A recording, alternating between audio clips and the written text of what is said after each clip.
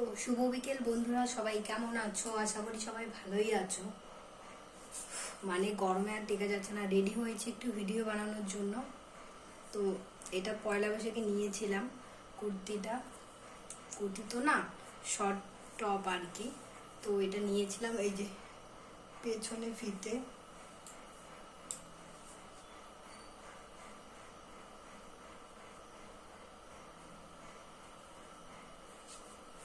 তো এই গরমে আর মানে জিন্স পরতে ইচ্ছে করলো না, মনে হলো যে এটা দিয়ে পরেই ভিডিও বানাই। এত গরম, বীভৎস গরম, মানে টেকা যাচ্ছে না।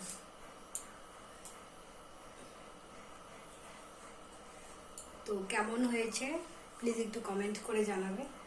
তো টাটা।